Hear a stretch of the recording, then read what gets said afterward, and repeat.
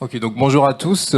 Comme l'a introduit gentiment Céring, donc moi je suis Yazid Akadiri, Solution Architect chez Elastic depuis un peu plus de 4 ans. Et aujourd'hui, je vais vous parler d'observabilité, ça c'est normal, mais surtout d'IA, d'assistant IA, basé sur un concept qu'on appelle le RAG, que vous connaissez peut-être sûrement.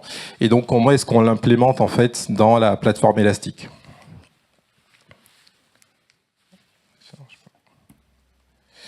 Ok, donc l'agenda prévu assez rapidement, c'est de faire une intro de la plateforme et ensuite d'aller droit au but avec l'introduction en fait et la présentation de l'agent élastique, ce qu'on appelle l'IA assistant pour l'observabilité, et vous montrer un peu une petite démo assez rapide, quoi.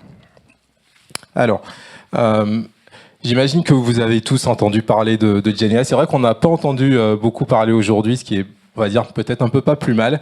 Mais bon, vous avez compris ce qui s'est passé, vous suivez l'actualité, je ne vais pas vous refaire l'histoire. Mais ce qui est très intéressant, c'est que aujourd'hui, que ce soit dans le domaine de l'observabilité, de la sécurité, il y a une réflexion qui est clé, qui est comment est-ce qu'on intègre en fait cette technologie d'IA générative sur des applications de monitoring ou d'observabilité ou d'analyse de sécurité, d'accord? Et donc la réflexion en fait qui commence à émerger depuis maintenant un peu plus de 2 ans, c'est que c'est pas magique.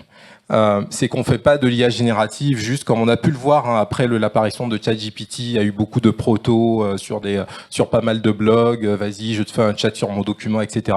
En fait, c'est beaucoup plus compliqué que ça. Ça n'empêche qu'il y a des applications intéressantes, mais la mise en place et le développement de ces applications, peu importe le cas d'usage finalement, que ce soit pour de l'observabilité ou autre, est beaucoup plus complexe. Et donc, ce qui apparaît, c'est qu'il y a différentes briques technologiques qui sont nécessaires. Donc là, je vous parle par exemple de base de données vectorielles, ce qui va permettre de stocker l'information de façon de la représenter de façon intéressante pour faire de la recherche sémantique, ce qui est la base en fait pour ce type d'application. Et ce qu'on se rend compte effectivement, c'est qu'il n'y a pas il n'y a pas une solution sur étagère pour faire de l'IA générative, pour construire des assistants. Aujourd'hui, il faut passer par des frameworks et différents outils. Donc chez Elastic, ce qu'on pense en fait, c'est que l'idéal, ça serait de pouvoir combiner en fait les capacités de recherche, parce qu'à la base, Elastic, c'est un moteur de recherche, Elasticsearch. Et donc tout ce qu'on fait, toutes les problématiques qu'on adresse, c'est vraiment au travers du prisme de la recherche, du moteur de recherche Elastic. Et donc c'est combiner quelque part le search avec ces technologies d'IA générative. Et comment est-ce qu'on fait ça? Avec la plateforme qu'on appelle maintenant Search AI, mais ça reste la plateforme Elastic. On va retrouver Elasticsearch, on va retrouver les composants que vous connaissez très bien de la stack ELK, Logstash, Kibana, les agents, et puis aussi pas mal maintenant OpenTelemetry pour indexer de la data. Donc ça, c'est la plateforme. Et au sein de cette plateforme, on a différentes solutions qui sont construites vraiment dans la plateforme. C'est-à-dire que la plateforme, c'est quelque part un support, un enabler, pour reprendre un terme que tout le monde aime un peu bien, qui permet en fait d'adresser différents cas d'usage. Et donc, nous, on a fait le choix de prendre des cas d'usage finalement les plus populaires et d'avoir un focus particulier pour proposer une expérience un peu plus proche de la solution. D'accord, donc c'est ce qu'on fait avec l'observabilité, la sécurité et le search qui reste toujours assez particulier puisque c'est une expérience qu'on va personnaliser en fonction de son cas d'usage, de son domaine métier, de son entreprise, etc. Donc, Elastic est très connu pour les logs. D'accord, ELK, etc., le stockage des logs, tout ça c'est très bien. Mais c'est vrai qu'aujourd'hui, on va un peu plus loin que ça. Et c'est pour ça que je suis là pour vous parler dans ce contexte d'observabilité. C'est qu'on travaille aussi sur des données. Donc on a beaucoup entendu parler des fameux piliers de l'observabilité, donc les logs, les métriques et les traces. On a commencé avec les logs. Aujourd'hui, on fait des traces, on fait de la métrique, on fait du profiling. Et donc on a une solution qui est aujourd'hui assez, on va dire, complète pour adresser le cas d'usage d'observabilité. Je ne sais pas ceux qui étaient présents l'année dernière, mais j'ai repris un peu le slide qu'avait fait mon collègue avec l'évolution, et donc j'ai rajouté un peu les dernières nouveautés qu'on a introduites. Donc il y a bien sûr la partie IA assistant, il y a notamment mes collègues de Splunk, tout à l'heure, on parlait d'OpenTelemetry. On a introduit aussi ce qu'on appelle EDOT pour Elastic Distribution of OpenTelemetry. Donc, c'est notre distro OpenTelemetry pour s'intégrer facilement avec Elastic. Même si on supporte nativement OpenTelemetry, on ne va pas rentrer dans le débat. Ça devient très vite un peu compliqué parce que chacun a son opinion dessus. Mais on a cette distribution. Et il y a notamment donc le profiling avec ça a été mentionné tout à l'heure. Donc on a fait le don, ça a été annoncé à KubeCon qui était à Paris en mars de notre agent profiling au projet OpenTelemetry et la partie Synthetic Monitoring. Donc on a vu l'évolution de l'observabilité. Maintenant regardons un peu l'évolution plutôt du machine learning, puisque le terme IA il est quand même assez lourd. Et ce qu'on fait très bien depuis maintenant un certain temps, c'est plutôt de la détection d'anomalies qui s'appuie effectivement sur du machine learning, principalement du machine learning non supervisé. Et aussi, maintenant, on a la possibilité de faire un peu de supervisé. Et donc, quelque part, en fait, ce que je voulais montrer ici, c'est qu'il y avait déjà tout un tas de briques, que ce soit au niveau solution, mais également au niveau de la plateforme, pour aller effectivement vers ce développement d'assistants IA tel que je vais vous le présenter. Donc, en quoi ça consiste? On a vu un peu tout à l'heure, je pense que c'est côté Grafana, ils ont montré une interaction avec le chatbot. L'idée, en fait, c'est quoi? C'est de pouvoir intégrer en fait cette technologie, donc cette assistance qu'on appelle maintenant des agents, on parle beaucoup d'agentic AI, mais l'idée elle est très simple, c'est-à-dire que vous avez directement dans votre application, dans votre contexte, et ça c'est très important, c'est-à-dire dans votre qui va se baser en fait sur les documents que vous avez, sur les runbooks que vous avez, sur vos alertes, pour vraiment faire en sorte que l'IA travaille dans le contexte de votre entreprise. Et aujourd'hui, on l'utilise vraiment pour adresser les cas d'usage qui sont listés sur le slide, c'est-à-dire accélérer quelque part la résolution de problèmes. L'idée, à chaque fois que je parle de ça, c'est pas de remplacer, moi j'y crois pas au remplacement des agents humains par de l'IA pour faire de l'observabilité. Donc quelque part, c'est accélérer ou en tout cas faciliter et apporter quelque part un regard différent sur ce qu'on va pouvoir faire en termes d'analyse de données, comme ça a toujours été le cas lorsque l'automatisation est apparue. Et donc, faire en sorte qu'on passe moins de temps sur des tâches un peu routinières. D'accord ? C'est plutôt comme ça que nous, on veut l'utiliser. Et bien sûr, aller un peu plus loin dans l'automatisation des workflows de réponse, c'est-à-dire que pour l'instant, on n'y est pas encore, mais donner un peu plus de liberté en termes de prise d'action et de remédiation à ces tirs. Alors, si on regarde un peu comment ça se passe. Donc, pour faire travailler en fait cet assistant dans le contexte, on a besoin de data. Donc ça tombe très bien puisque la data, on la récupère déjà. C'est-à-dire qu'on va travailler sur les logs que vous allez récupérer de vos systèmes, de vos serveurs, de vos applications, les métriques, la partie trace applicative, donc de vos applications, si vous faites de l'APM, le profiling, etc. Donc ça, c'est pour la partie opérationnelle. On est aussi capable de travailler sur des SLO, donc la notion du SLO qui a été présentée tout à l'heure, donc ces objectifs que vous allez pouvoir définir et qu'on va également utiliser.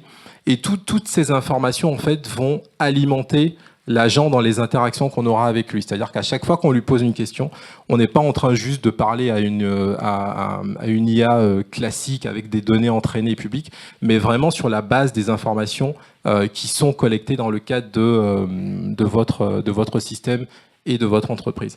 Et donc derrière, une fois que ça arrive dans la plateforme, on va se servir de ces données pour toutes les étapes qu'on voit, donc toute la partie action. Et bien sûr, entre les deux, il y a les outils de machine learning dont j'ai parlé tout à l'heure, et également la partie analytique pour accompagner sur l'analyse des informations et le traitement de toutes ces datas, la corrélation, etc. Ce qui est important aussi, c'est que la donnée, elle est normalisée, d'accord ? Donc aujourd'hui, on a effectivement OpenTelemetry, on est en train de l'intégrer. On a notamment fait le don de CS, ça c'était il y a 2 ans, pour que ce soit intégré dans les conventions sémantiques. Donc, en termes de normalisation, on utilise encore beaucoup notre schéma ECS, mais l'idée, c'est d'aller vers quelque chose de plus normalisé une fois que OpenTelemetry et Semantic Convention et ECS auront fusionné. il y a une notion qui est très importante aussi, c'est la notion de knowledge base. C'est-à-dire que on va également aller chercher toutes les informations que vous avez produites, que ce soit par exemple des runbooks, que ce soit des fiches réflexes, que ce soit des issues que vous avez sur GitHub, des pull requests, etc. Et tout ça va venir alimenter l'agent, l'assistant, dans les interactions que vous allez avoir avec lui, de façon à le rendre encore beaucoup plus pertinent et adapté en fait à votre contexte. Un exemple très simple, c'est on est tous d'accord pour dire que l'objectif de toutes ces solutions d'observabilité, c'est de faciliter en fait l'analyse de root cause, donc ce qu'on appelle le RCA. Et c'est quelque chose qui prend pas mal de temps, d'accord. Si vous avez été admin sur des systèmes de production ou peu importe, même développeur, vous savez très bien que des fois, lorsqu'on tombe sur un bug, on peut passer énormément de temps parce que l'information elle est un peu éparpillée à gauche à droite. Il faut avoir aussi, comme il disait tout à l'heure lors de la table ronde, peut-être quelque part cette capacité à se dire ah bah tiens, faut peut-être que j'aille regarder là, etc. Bref, on y arrive très bien, mais ça demande une certaine expertise et souvent en fonction de votre organisation d'aller de solliciter différentes personnes, une certaine coordination et donc ça prend du temps, d'accord. Et l'idée, en fait, c'est pourquoi ne pas utiliser justement l'IA, donc l'assistant, pour travailler sur cet aspect RCA. Et donc, c'est l'exemple un peu que je voulais vous montrer très rapidement. Ouais, super.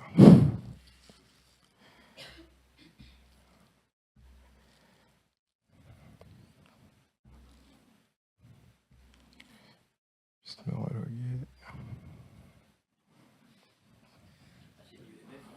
Ouais. En plus, ça veut pas. Ah ouais. Ok. Je vais me connecter sur ici. Ouais, ouais c'est bon.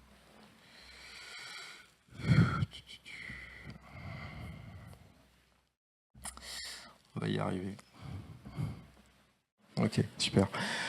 Donc là, on est dans la solution. J'ai des alertes qui arrivent sur mon système. Ce qui est très intéressant, c'est que ces alertes, surtout les deux dernières alertes que j'ai, sont des alertes en fait qui sont détectées par des algos de machine learning. Donc c'est de la détection d'anomalies sur les transactions. Alors il y a la latence de mes applications, il y a le taux de transaction en erreur qui est pris en compte. Et là, notamment, donc c'est pas des seuils statiques, c'est vraiment le machine learning qui fait une analyse et puis qui va modéliser en fait le fonctionnement normal de mon système. Et à partir de là, il va pouvoir m'alerter lorsque j'ai justement un comportement qu'il juge en fait déviant. Donc on peut voir ici effectivement ce qui a été observé en termes d'anomalies. Et le threshold au niveau machine learning, c'est pas un threshold statique qui a été mis en place. Donc après, assez rapidement, on peut rentrer dans une phase d'investigation, donc aller regarder le détail de l'alerte. Et tout de suite, en fait, vous avez ici une première interaction avec l'agent, avec l'assistant, pour lui demander tout de suite de vous fournir des inputs, des insights sur cet incident. Donc on va le laisser faire son analyse et alors on le voit très bien. Donc il explique effectivement que le service front-end est en train d'avoir une anomalie assez importante au niveau du taux de transaction en échec, d'accord, avec un score qui dépasse en fait le seuil de 50 qui a été mis en place au niveau du machine learning. Mais ce qui est très intéressant, c'est qu'il va continuer une analyse en allant regarder les services en aval, et donc il va détecter qu'il y a un souci particulièrement avec le service de checkout, d'accord, qui lui également montre en fait une augmentation, en fait un pic dans la latence de ses temps de réponse. Et il va aller regarder aussi dans les erreurs. Donc, en fait, juste avec cette interaction, j'ai une analyse complète de toutes les données par l'assistant qui m'oriente et qui m'explique déjà ce qui se passe, ce qui avant m'aurait pris un peu plus de temps.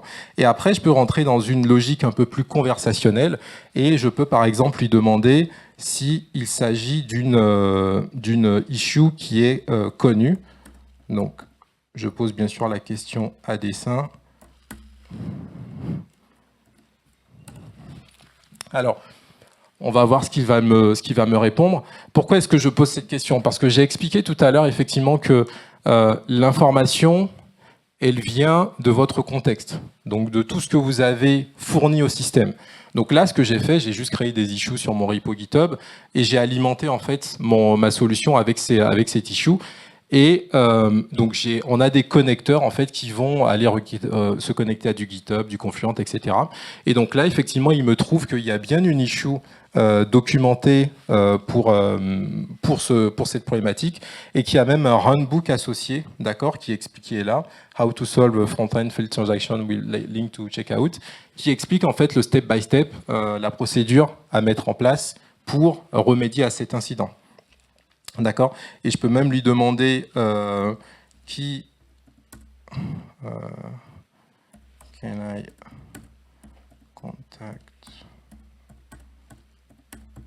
Alors je peux écrire en français, hein, mais.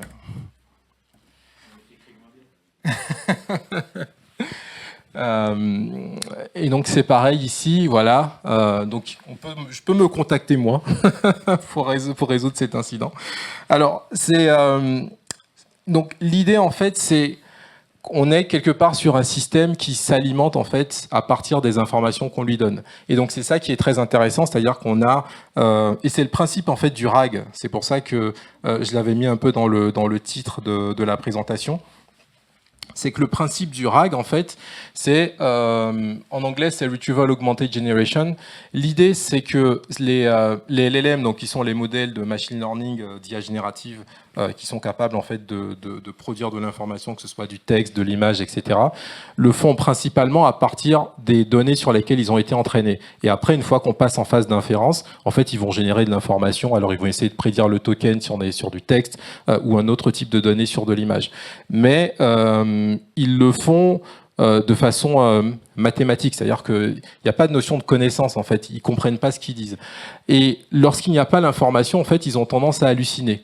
Et cette problématique d'hallucination, elle est inhérente à leur fonctionnement. C'est dû au fait qu'ils sont programmés. C'est des systèmes qui sont là pour prédire. Et donc, ils vont prédire, peu importe ce qu'on leur demande. Et donc, l'idée, c'est de baser cette prédiction sur des informations qui viennent de l'extérieur. Donc typiquement, ça va être ce que je vous ai montré, ça va être les logs, les métriques, etc. Et ça va être également ce qui vient de mon GitHub. Et donc quand je pose une question, l'information elle est d'abord remontée par mon système, donc en l'occurrence ici Elasticsearch, et ce sont toutes ces informations qui sont ensuite passées au LLM pour qu'il puisse faire son travail de réponse. Donc ça, je vous ai montré. Et donc ici, on voit le principe, hein, le schéma de ce que j'expliquais, avec le système qui est alimenté par ce qu'on appelle cette fameuse knowledge base qui va contenir effectivement toutes les informations que vous pouvez avoir. Et lorsqu'on interagit avec l'assistant, on peut lui aussi demander, on peut enrichir cette knowledge base en lui demandant de se rappeler telle interaction. Par exemple, lui dire souviens-toi que la prochaine fois que je te parle de tel incident, tu fais référence à la conversation qu'on vient d'avoir. Donc on peut aussi enrichir de cette façon-là. Et ensuite, tout ça, ça va venir alimenter le système. Derrière, on utilise aussi, ce que vous avez vu, c'est marqué Predefined and Custom Prompts. Donc vous avez aussi la possibilité de customiser les prompts. Et il y a des fonctions prédéfinies qu'on a développées pour faciliter l'interaction de l'assistant avec notre système. Donc typiquement, si je lui demande de me grapher la disponibilité de mon service sur les dernières 24 heures, il sait le faire parce qu'il y a une fonction qui lui a expliqué en fait quelle est la méthode qu'il doit appeler pour aller grapher l'information. Donc ça marche aussi bien avec de la donnée opérationnelle que de la donnée technique, d'accord? Donc le principe, je ne vais pas vous assommer avec la vectorisation, etc. Je sais qu'il est tard, mais c'est effectivement essentiel. Et ce qui est intéressant, c'est quelque part la particularité qu'on a, c'est que tout se fait dans la plateforme, dans la stack, dans Elasticsearch en fait. Donc là où vous stockez vos logs, c'est là que vous allez stocker en fait toute cette information vectorisée. On va pas vectoriser les logs parce que ça c'est un peu une hérésie parce que lorsque vous avez des systèmes qui vont cracher des téras de données opérationnelles, ça va vous coûter très très cher de faire de l'inférence, donc de générer en fait des vecteurs sur ces systèmes. Donc les logs, toutes ces informations opérationnelles, on les stocke telles quelles. Par contre, au niveau query interaction, là, effectivement, on peut interagir en langage naturel et ensuite convertir ça en requête plutôt technique et aller chercher l'information telle qu'elle est stockée. Par contre, tout ce qui est, par exemple, les GitHub issues, tout ce qui vient de Confluence, etc., ça, on va le vectoriser. Ok, je passe rapidement. Donc ici, on voit un peu les connecteurs que vous pouvez utiliser pour alimenter le système. Donc aller chercher des données depuis Confluence, depuis Jira, depuis GitHub, depuis Notion, etc., du OneDrive, du SharePoint. Donc il y en a pas mal pour alimenter en fait la plateforme et donner plus de contexte à l'assistant. Alors, donc là, ce que je vous ai montré, c'est effectivement l'assistant IA, mais il y a une autre façon aussi dont on utilise l'IA générative, c'est au travers d'un outil qu'on a développé qui s'appelle Automatic Import, qui est encore en tech preview, mais l'idée en fait, c'est plutôt d'accélérer, en fait, de faciliter l'intégration de data en utilisant une fois de plus cette technologie. Donc le principe, il est très simple, c'est-à-dire que vous avez une source de données pour laquelle effectivement on n'a pas forcément d'intégration, il n'y a pas de connecteur dans la plateforme. Bah, vous pouvez utiliser en fait l'IA, lui fournir un sample data et lui va vous générer en fait tous les assets, sauf la partie dashboarding pour l'instant, mais il va vous générer en fait tous les assets nécessaires pour intégrer at scale, à l'échelle, l'information normalisée au format ECS dans la plateforme élastique. On a encore du temps? Non. Ok. Donc je passe la démo et j'ai fini. Voilà.